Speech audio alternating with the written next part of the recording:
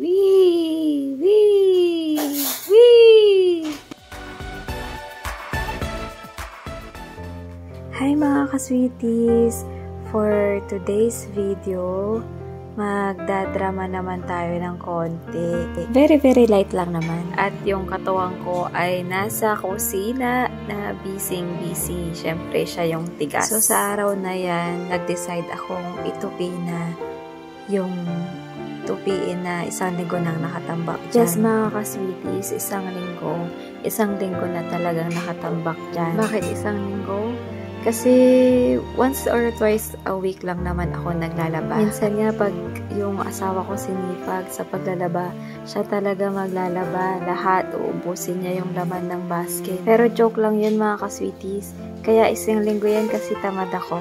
Oo mga ka-sweeties, tamad talaga ako. Dito sa real world, nakakasipag pala. Kaya iba talaga ang effect din ni Meta kasi nakakasipag si Meta. Doon tayo sa magandang effect. Kung walang magandang effect na ginagawa sa'yo, naku, itigil mo na yung kaka-reels mo mga ka-sweeties. Good vibes ba? Good vibes. Pero yung iba naman, tamad na, lalo pa naging tamad. Try mo rin gawan ng content yung katamaran mo, sweeties. Uy, joke lang.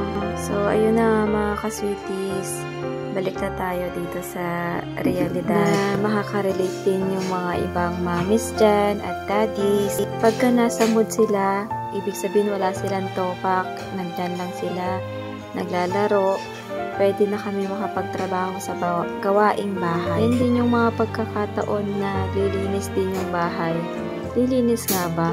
Mapapahinto ka kasi magpapabukas sila ng pagkain. Siyempre, utuin mo muna. Kunwari, magpapakiss ka muna bago buksan. Pero sa totoo lang, ikaw talaga nanay yung inutunong anak mo. So, kaya naman din natin ginagawa yun mga mamshis para tahimik sila at makaproceed sa ating gawaing bahay, diba? Pag hindi mo sila hinayaang maaliw-aliw, mawili-wili, maglaro-laro sa dito, maggulo-gulo sa bahay nyo, paano mo magagawa yung mga gawaing bahay? Baka yung isang linggo mong tambak na tupiin, iabutin pa ng isang buwan. Kaya ayan, samantalahin na natin, mamshis, habang busy pa sila. Siyempre, pag may katuwang ka, may kasama kang nag-aayos na bahay nyo. May katuwang kang tagaluto, tagalaba, tagaligpit ng plato. Naku, importante. Yung pagliligpit talaga ng plato ang pinakayo kong gawain sa bahay. Opo, tama po yan mga ka-sweeties. Ayaw ko po talagang magligpit ng hugasin. Buti na lang alam na ng katuwang ko yan. Siya lagi nagliligpit. Kaya toka-toka na lang tayo sa bahay.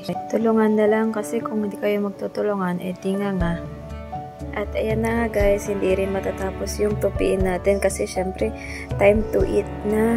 So, dyan muna, babalikan na natin yung gawain mamaya at kakain muna tayo. Yan, pagkising yung dalawa, dapat sama-sama kami, salo-salo kami sa papagkainan. Importante rin yun mga ka-sweeties na magsalo-salo kayong buong pamilya. Yan na rin yung time nyo mga ka-sweeties na magkaroon ng banding, magkwentuhan. Dyan na rin papasok yung aral na pwede nyong ituro sa mga anak ninyo. Minsan magagalit kayo, minsan matutuwa din kayo. May mga bagay na madidiscover kayo na kaya palang gawin ng anak nyo. At isa dyan sa mga nadiscover nga namin, yung anak ko, grabe pala kumain ng kanin. Siguro kung susukatin mo, mga 2 to 3 cups a meal. Pagkatapos dyan, hihingi pa ng snacks after. Mahal pa naman ang bigas ngayon, di ba mga kasi? Buti na lang pala, hindi kami nakain ng kanin. Medyo nakatipid na rin kami sa bigas. Siyempre, tipid tayo, mga mamshis. Hanggat kaya magtipid.